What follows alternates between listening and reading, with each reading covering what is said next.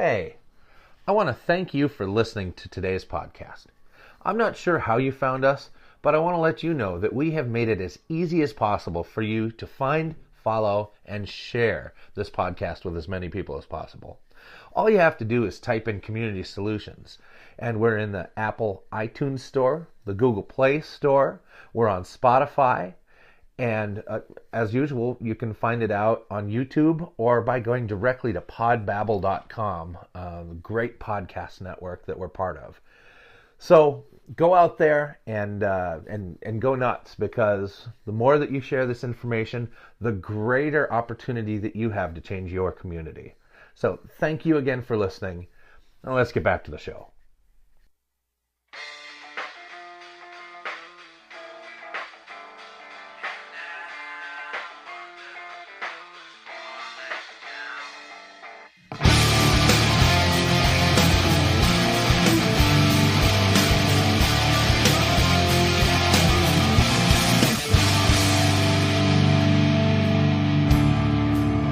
When there's nothing to believe in, still you're coming back. You're running back, you're coming back for more. So put me on a highway and show me a sign, and take it to the limit one more time. This is the Community Solutions Podcast. Jason Bradley, Andrew Richter, episode 62. What's happening, Andrew? Oh, not a whole lot. Not a whole lot. Really? Yeah. You're just sitting around twiddling your thumbs. Pretty much right now, yeah. That doesn't sound right. I mean, we're busy. It's good. It's a good problem to have. I'll tell you what. I would even accept being busier. We're so busy that I'm can't decide what I'm doing. That's why I say not much, because there's too many things to say. Oh, there's some good things in the hopper, Minnesota. You'll be seeing them coming up.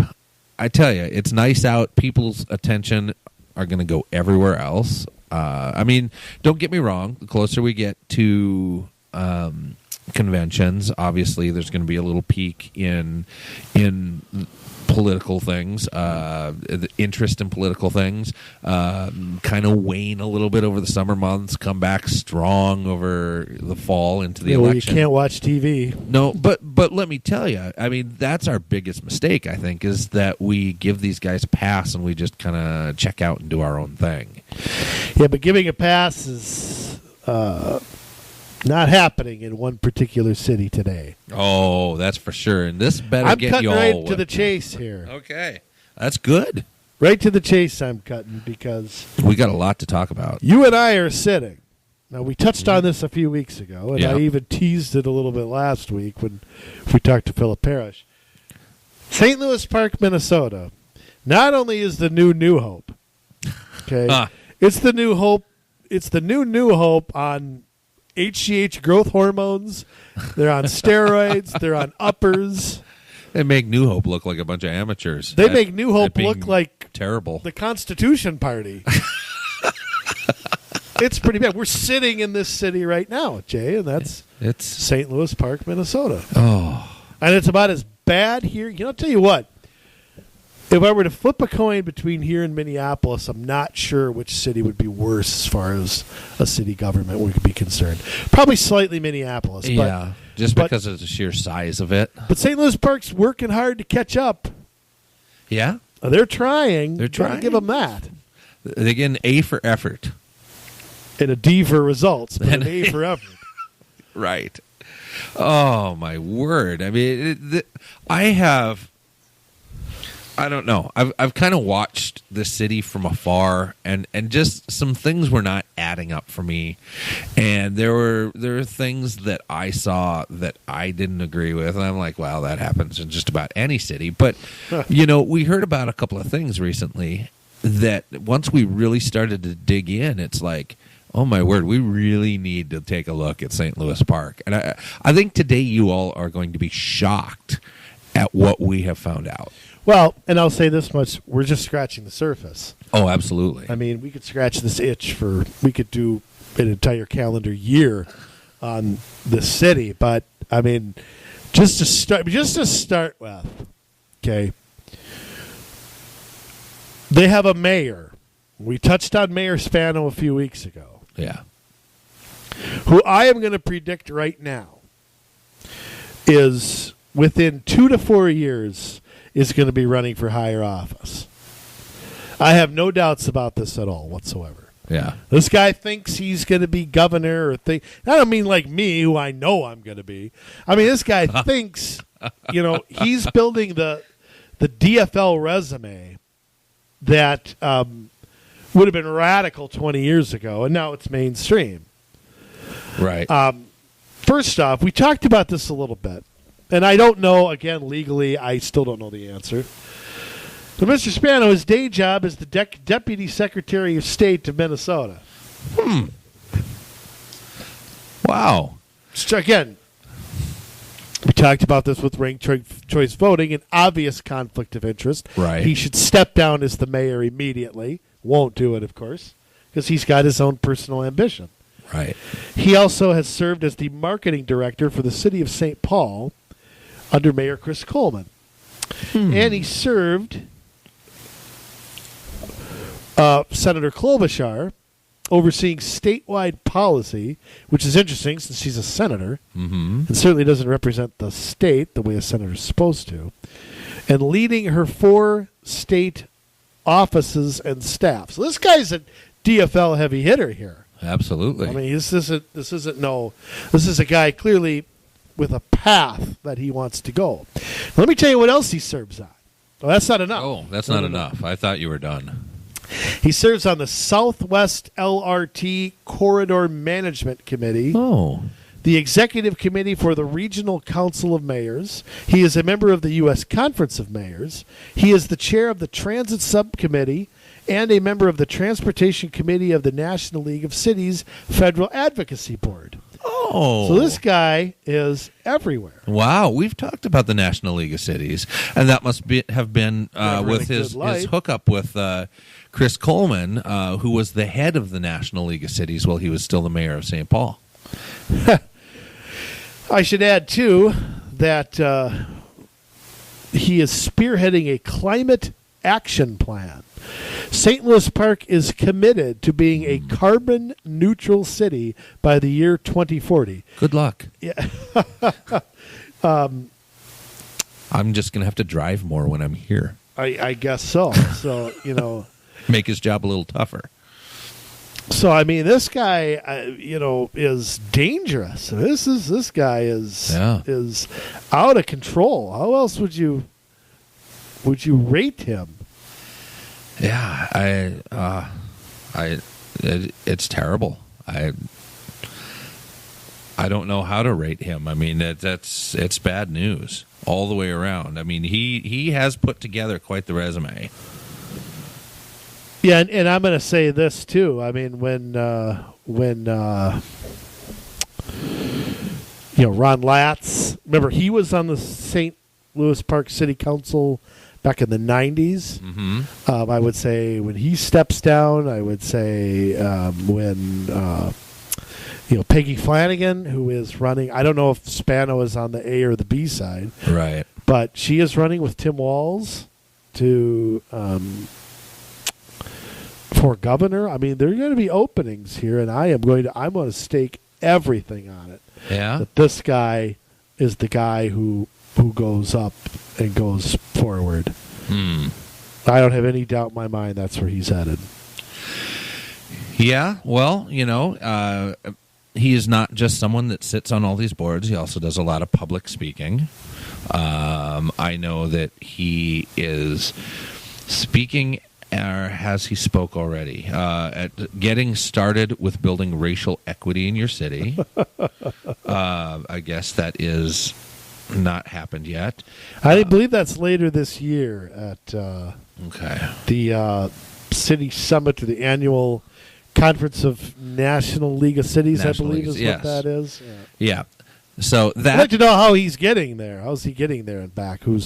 Obviously taxpayer dollars, because he doesn't hold a private sector job. Yeah, it's taxpayer dollars in some way or another. Yeah.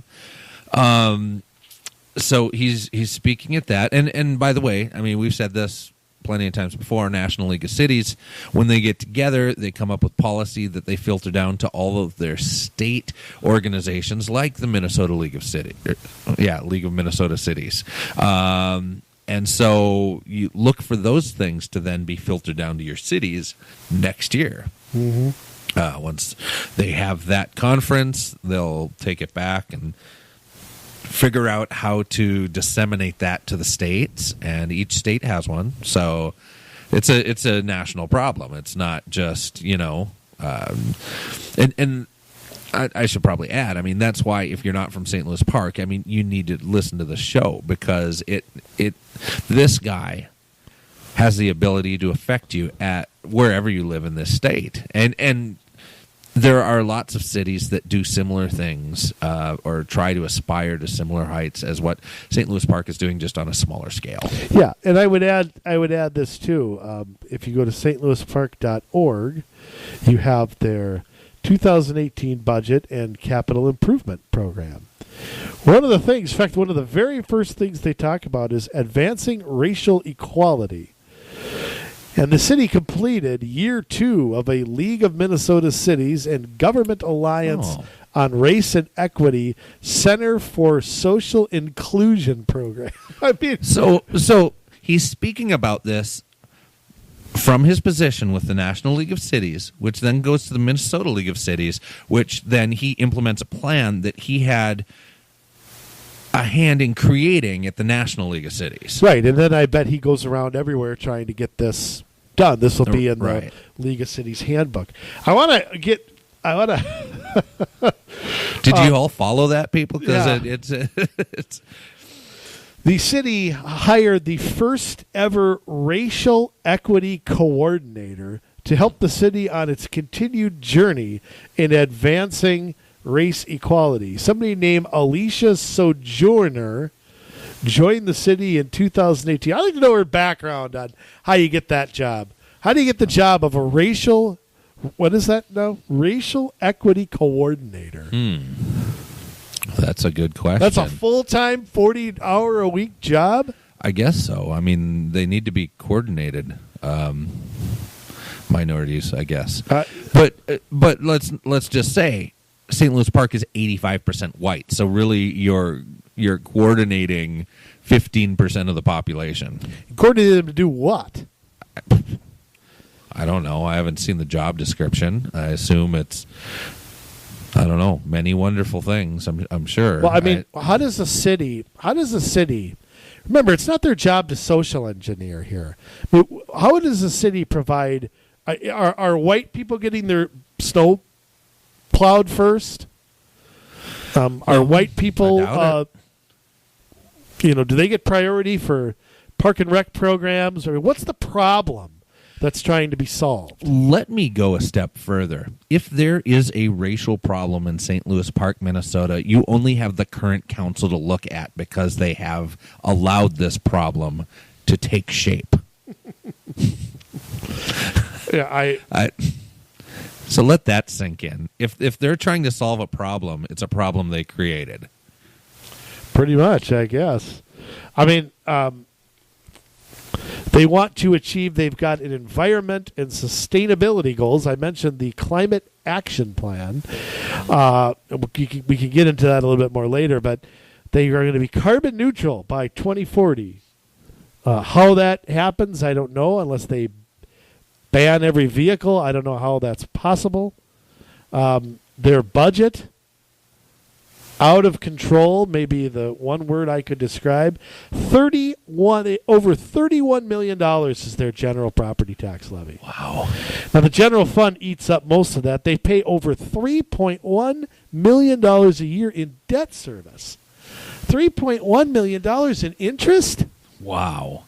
Now, just so that you all know, I mean, St. Louis Park is a large city. It's twice the size of a lot of the metro suburbs. Yeah, it's 40,000 something, right? Right. It's around like 45, 46,000, where a lot of suburbs clock in around 22, 23. Yeah, it is bigger, but I mean, my goodness, the money coming in and out, and a nice, let's see, last year a nice 5.83%. increase. Wait a minute. I'm looking at spending. 4.9% just on the levy. Now I don't know what it was with everything else, because they can, of course, they can jack up. As we know, they can jack up permit fees and things like that. The rest of this is kind of gobbledygook, but I mean, you can see you've got the budget very high. You got a mayor angling for higher office. You got ranked choice voting, which we touched on the last time. Yeah, that's being fast tracked. You had Tobacco 21, which is something that we think they passed illegally last time. And for those of you that are unaware, we'll just go over that quickly. They had a first reading of the ordinance. Every ordinance needs to have 2 readings to become law. They had the first reading of the ordinance. The second time when they met to do the second reading of the ordinance, it wasn't in the city council chambers. It was in some side room somewhere, and it was added to their consent agenda, which means that that's where all of the stuff goes that's non-controversial. It really just, with a wave of the hand, nobody would bat an eye, except that for this, people would bat an eye, and I think that it was controversial, and I think that... How could it not rate as not controversial? Right, and the fact that you're not reading it, how does it count as a second reading? Because it was in the consent agenda, they didn't have to address it singularly. They didn't have to... Well, they didn't address it at all. I mean, they didn't even talk about it. It didn't come up. They just said, we're going to look at the consent agenda. Anyone have anything to discuss out of the consent agenda? Then they voted on it. It took all of, 23 seconds? So... They relate to lunch. The people who came to support it that were part of the special interest group were looking around like, did that just pass? I don't know what happened. So...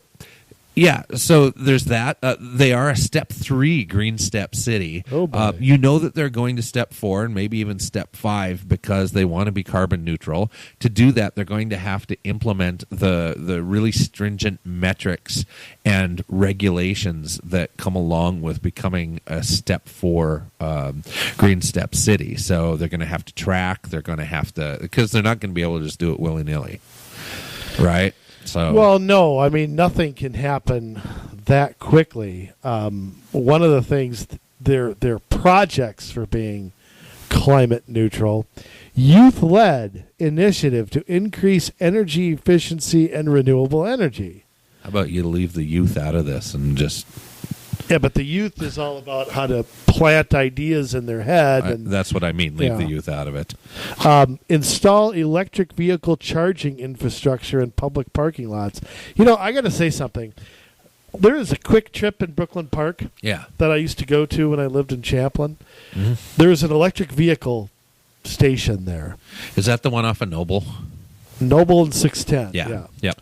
I have seen them also in various parking ramps. Yeah, Hy-Vee and New Hope. Yeah. I've never seen a car there ever once. So what is installing a device that people don't use? Wow. How is that? I know it looks good. It feels good. Yeah.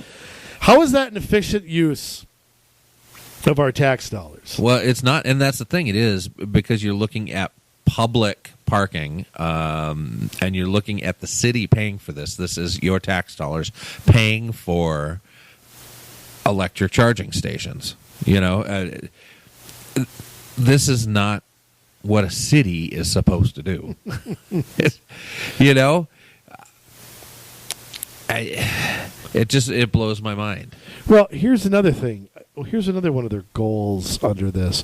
Reduce energy consumption in small to mid-sized commercial buildings by 30% by the year 2030. Now, how are they going to do that? Wow. How do you tell a building, okay, Jay, let me put it to you this way. You own a hardware store, or you own a restaurant. Okay. How do you cut your energy costs by 30%? What, do you not turn the lights on all month? Even that might not do it. Yeah. You got to plug in. I mean, what the hell? And how do you enforce that? How do you force somebody to do that? Yeah, you can't. You can't force anybody to do it. I mean, in your government buildings, you could install motion-activated lights that go off after a certain amount of time. You could dial down the heat or raise the air conditioning, temperatures a little bit, I suppose, although you don't want the people that work in your buildings to be uncomfortable. Well, here's another strategy they have. Energy code enforcement. So the environmental police are out in St. Louis Park. Continue to ensure all new and renovated buildings meet the current energy code, reducing energy by 35% from the baseline building for a new construction and 17% from a renovation. So what does that mean? Does that mean that if a building wants to renovate, they have got to put all of this stuff in, or they can't get a permit to do it? Are they talking about government buildings? I mean, what are they talking about? I think from what it sounds like, looking through the Green Step stuff, is that any new buildings have to meet a certain environmental standard to be built. And that includes private sector for them to be able to get the permits to properly build in the city. Goal 3, initiatives in action. Strengthening the city's green building policy. So it's not good enough. Of course, we have LEED standards made up by people at the UN. Incentivize and promote development projects that comply with this code. Okay, let me translate that. Give my tax dollars, incentivize. What does that mean? That's monetary. Yeah. Take my tax dollars and give it to certain businesses who we bully into doing what we want. Right. Expand community outreach. So I guess somebody's going to go door to door or something and hand the policy out or something. I don't know. I think it just means that they need to do more propaganda to get the public on their side, because generally there are people that want it that haven't researched it. There are people that have researched it that don't want it, or don't want it on its face, as well. So this is another marketing play here. Right. We're going to hand out nice looking brochures. Yep. We're going to put a nice presentation together, and that is how we're going to achieve this. Right. But this is, I have never seen something like this. Even from Green Step, this almost goes further than that into renewable energy. And again, not all this stuff is terrible, but forcing businesses, they can't exist unless they reduce 35% of their energy. Wow. That's a big chunk, Andrew. That's not turning off some lights. Yeah, that's not taking down your motion detectors. No. And then they have this whole thing on electric vehicles. Are you aware of an electric vehicle dealership? No. So where do these electric cars come from? Well, there's the Chevy Volt that bursts into flames.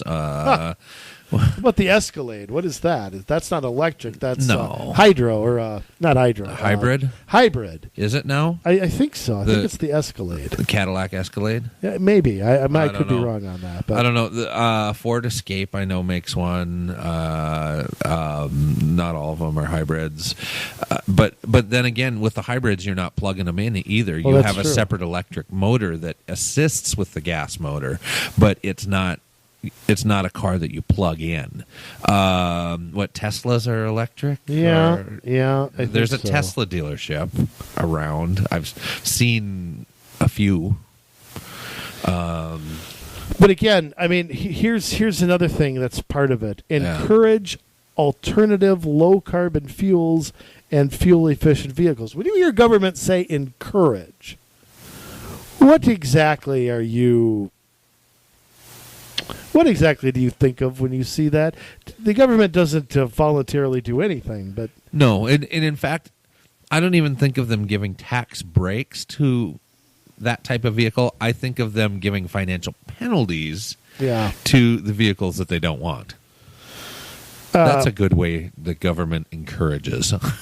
I like this too. Yes. Enable reduction of vehicle miles traveled from single occupancy vehicles. How are This they is gonna do straight that? from the Green Step program. Oh, yes, it is. The biggest impact on transportation emission reduction is reducing VMT, vehicle miles traveled, which requires an increase in alternatives to single occupancy vehicles. So, how are they going to do this? Encourage reduced vehicle ownership. They actually say that in here. Currently 1.4 vehicles per household through education and initiatives. Support and enable car sharing services at any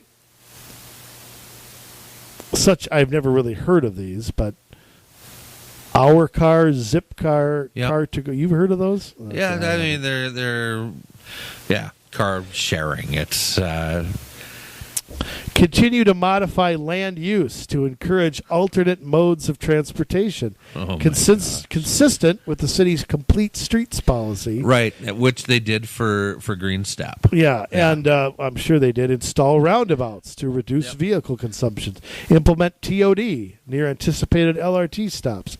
So it's all the same garbage we hear over. Listen to this one. Review current parking ordinances that contain minimum parking requirements and modify to use national best practices. I wonder where they're going to get that from. Oh, National League of Cities. Absolutely. That Hey. set appropriate parking standards to encourage multimodal alternatives. Now, let me explain that in English. What they're going to do is limit parking so that you can't drive somewhere. They're going to make driving so awful, so bad. And I'll tell you what's going to happen. People aren't going to go. No. That's what's going to happen. How do you think the Dodgers left Brooklyn? There was no parking at Ebbets Field. Right. So- Well, and let me put it this way, and maybe let me give them the benefit of the doubt that they haven't thought this out all the way. So we're going to limit parking, which means that you're not going to drive to the store, and you instead are going to take transit to the store, or you're going to bike to the store. No, I think that most people will just not go to the store, and they will order off of Amazon. They will order off of eBay or wherever else, direct from the manufacturer. That's all. Things are already going in that direction where people are doing a majority of their commerce on the internet, and as things like Alexa, Google Home, HomePod, Apple, all of that, it is getting more and more popular, where people can just go, Alexa, I need a sandwich. Huh.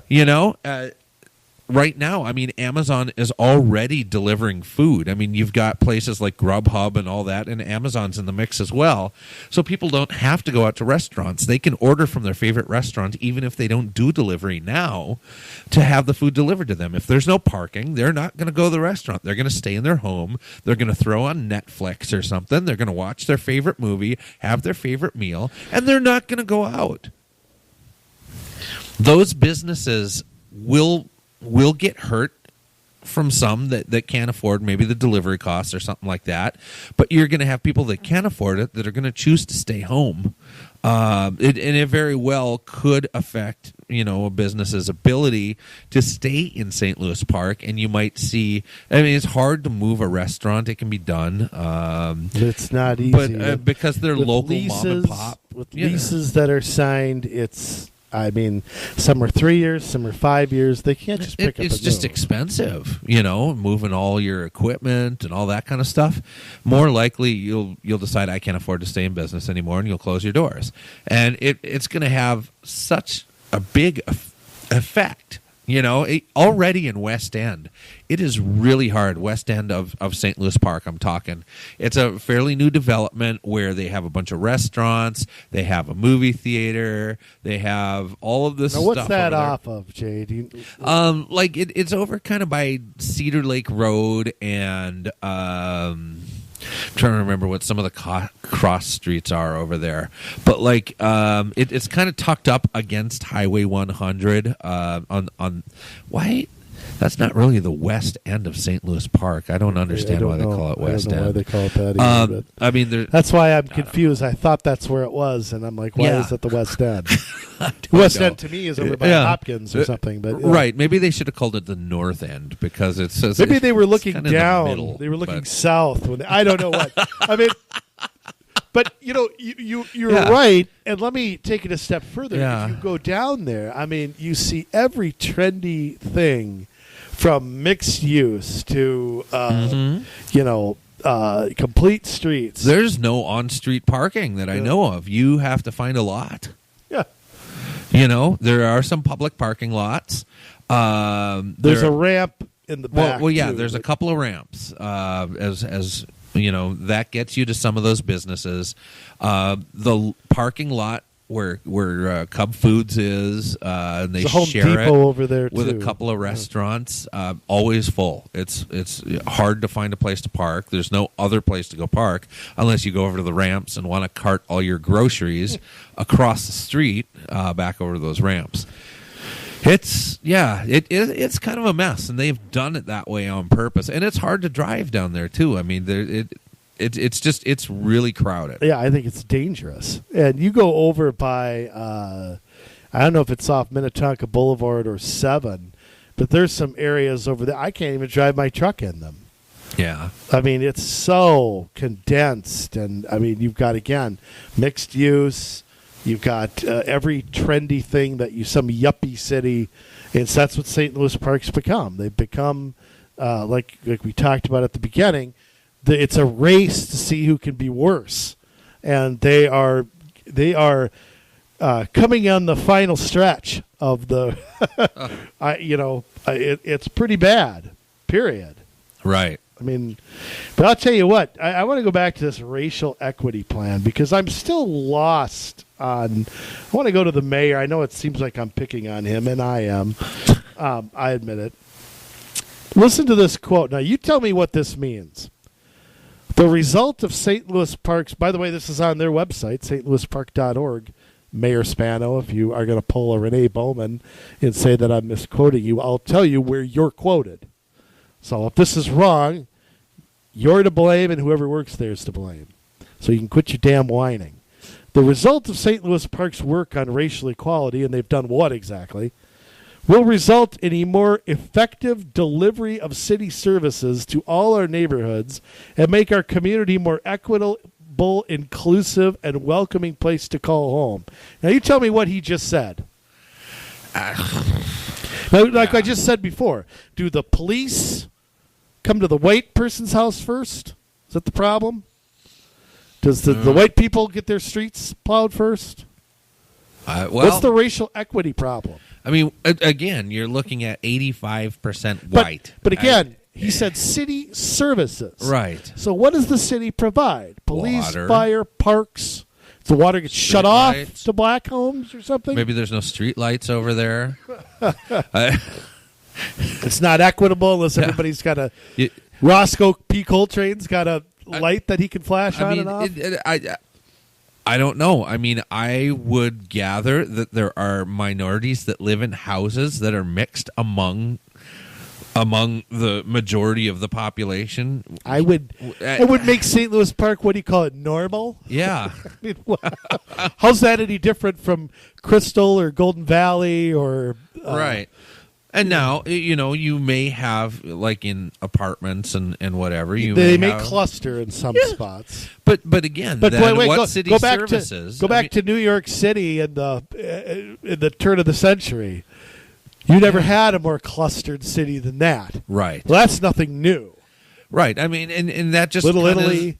That's kind of what happens until people are able to, assimilate, or sometimes you start there because financially that's what you can afford. Yep. And then as you go through the system and you get better jobs, you can afford to move out from an apartment into a starter home, into into a larger home. And it just you can't start at the top. You have to work your way up to the top from the bottom, and that's true of any color. But Jay, let me ask you this: how's that any different than any other city at any other time?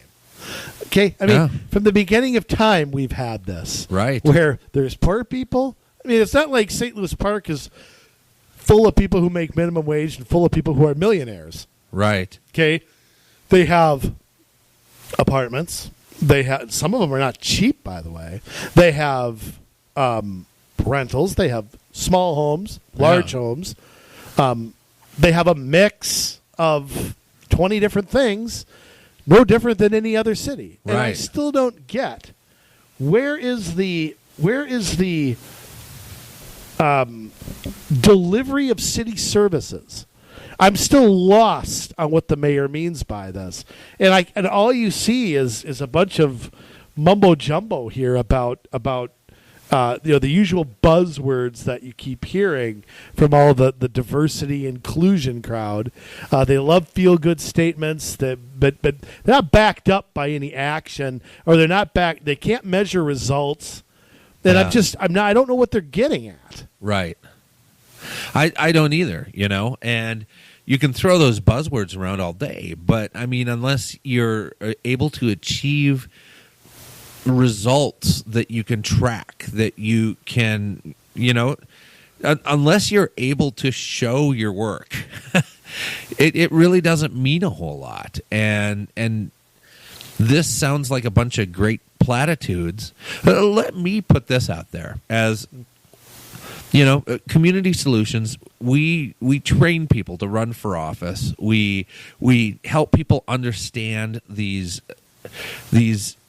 systems that we're working under, whether it's green step cities, whether it's ranked choice voting, whether it is transit-oriented development, comprehensive plans, comprehensive annual financial statements. We help people understand all that. If you are white, if you are Hispanic, if you are African American, if you are Asian American, if you are Samoan, if you are a scientist who has been living at Antarctica for the last 15 years and you're just moving to Minnesota, we welcome you to contact us, and we are more than happy to teach you all of this stuff and help you get into a position where you can help govern your city. It really doesn't matter to us what your background is. We welcome you. And that is how we can grow diversity, is by being welcoming and training and working with people of all walks of life to be able to invest in and give to their community. Excuse me. So I will put my work up against the work of the city of St. Louis Park, and let's just see, if we have people, minorities who are coming to us wanting us to help them because the offer is out there, we would love to, versus your platitudes of delivering city services in an equitable manner. Let's see who does the most good in that area. Well, I also want to say that they also approved a law that will take place July 1st about tenants when rental properties change hands. Yeah. That they have to be protected under affordable housing. They would have tenants in buildings with at least 18% affordable housing have to have 3 months to find new housing. I believe 30 days is the current law.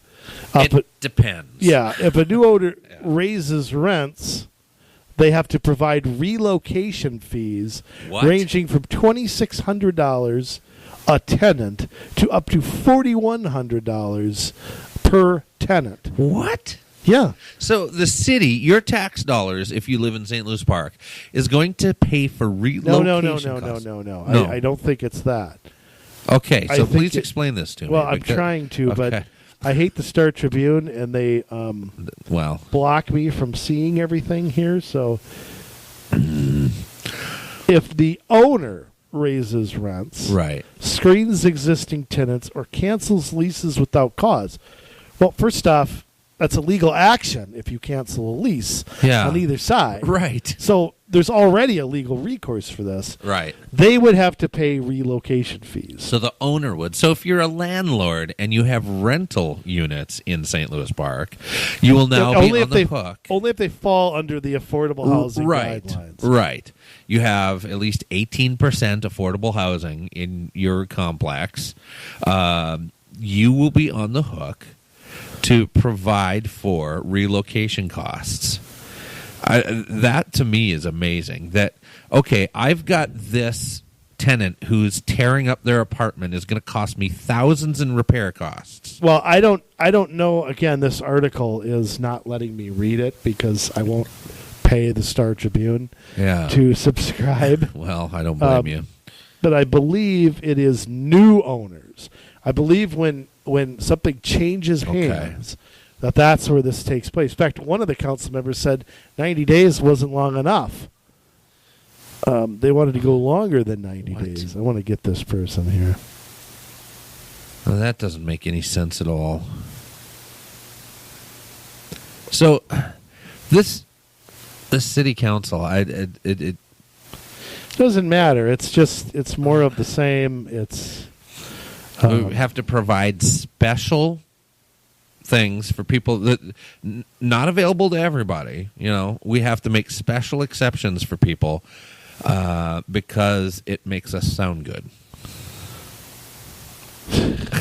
You know, whether it's that's what all of this is. I mean, whether it's Green Step, whether it is, trying to bring the tobacco age up to 21, whether it is, it's like every trendy thing that they can come up with to make them sound like there's this super progressive city that puts people first. You know, it's a caring city, really, is what it is, Andrew.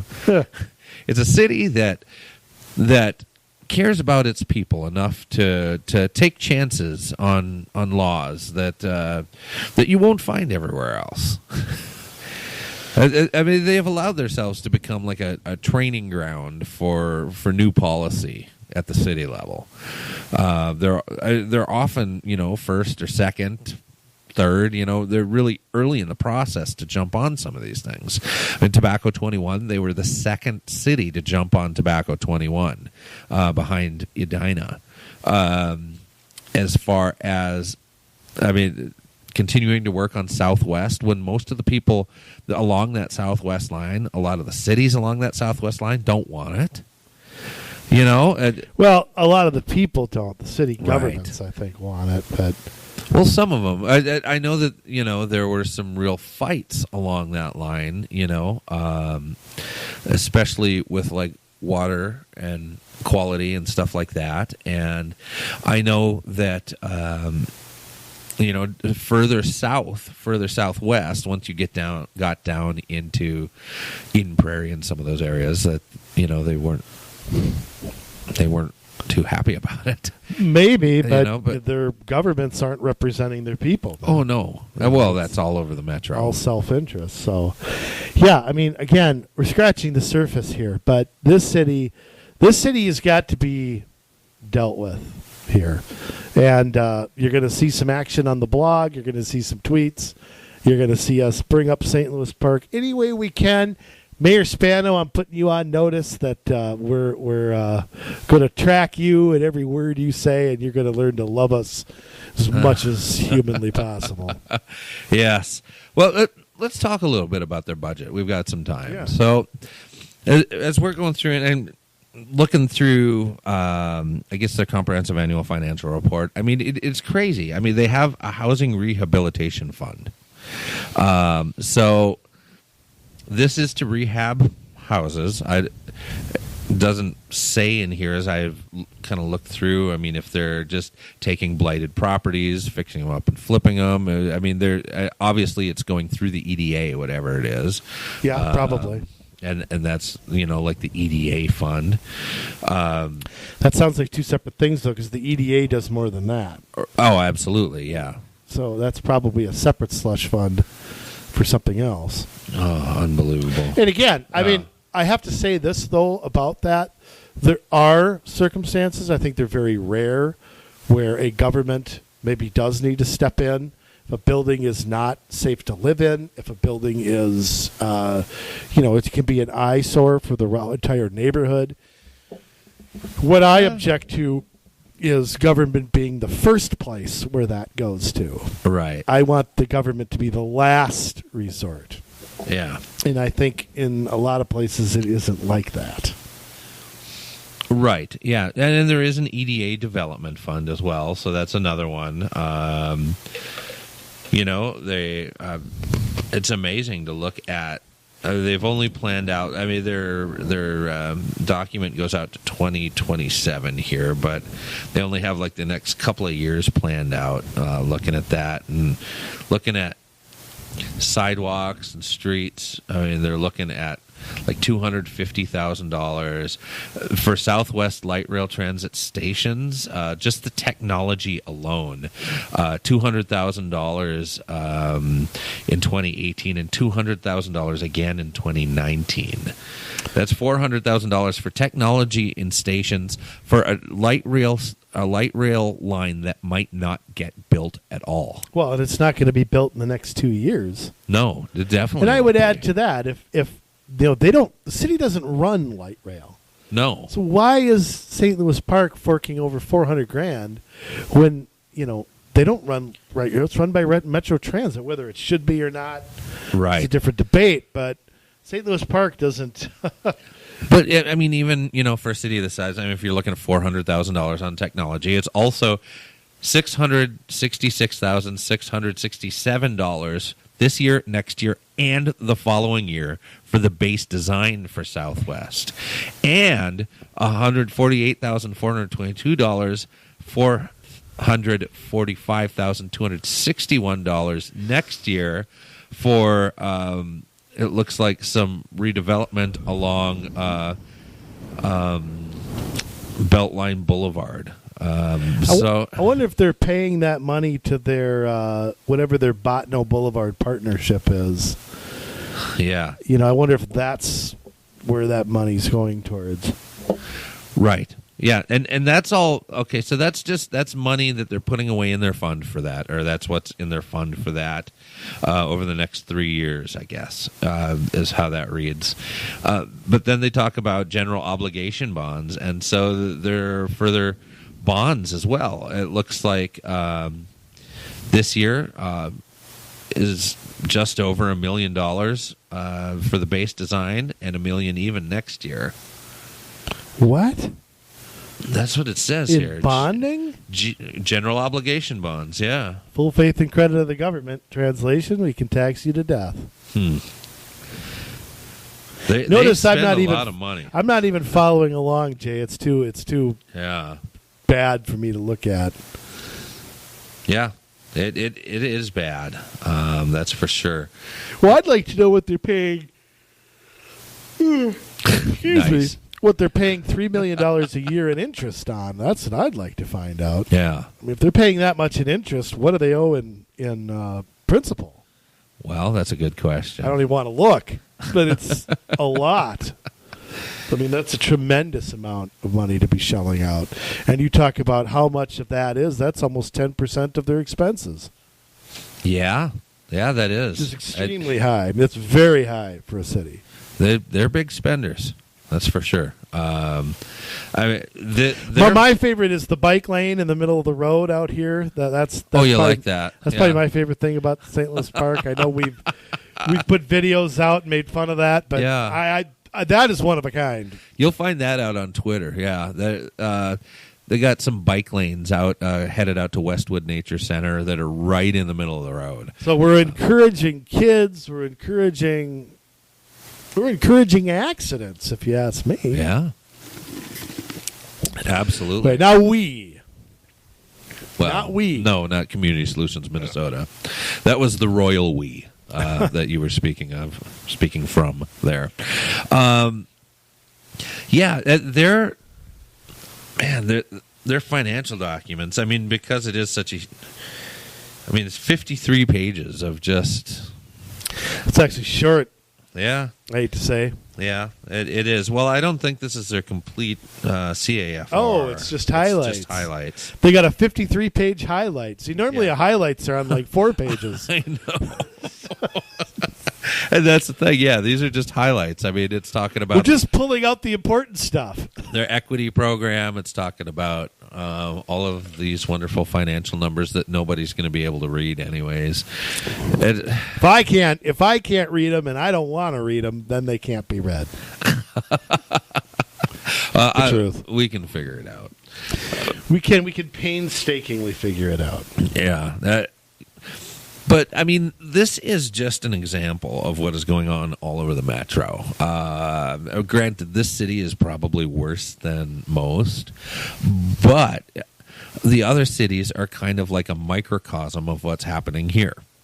You have cities that are bonding beyond their means. You have cities that are raising taxes every year because they can't keep up with the amount that they spend.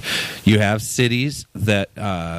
like we talked about last week with Eden Prairie, who are trying to pass gun regulations. You have cities that are at all stages of the Green Step program. You got a lot of bad things in a lot of places. St. Louis Park's one that seems to have them all. They do. But I could go into any city and find 3 or 4 of them. Absolutely. Well, so it's kind of the way it is right now. We could pretty much find any city and find things that will cause us to have a stroke. I mean, that's just the reality. And the thing is, I mean, part of what angers me is how this stuff just doesn't get challenged by anybody. Staff never challenges the council. Staff never challenges the League of Minnesota Cities. Cities let them be their spokesman. Council members don't challenge each other. They don't look for both sides of an issue. I mean, I wonder when they debated ranked choice voting, how many people they invited in who opposed it. Or did they just get the cliff notes from fairvote.org and have their person, when they discussed Green Step, who did they have there besides the Green Step geek to talk about Green Step? Probably nobody.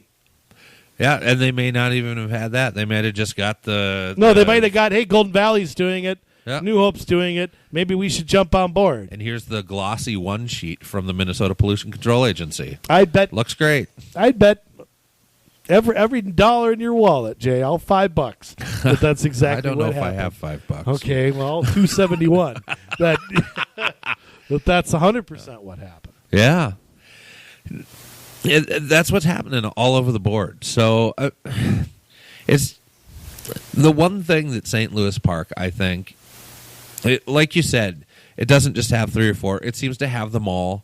And it has a mayor that is tied in with high levels of state government, high levels of special interests in the National League of Cities. And that is why they are leading the charge on all of this bad legislation. Mm-hmm. So it ain't stopping either.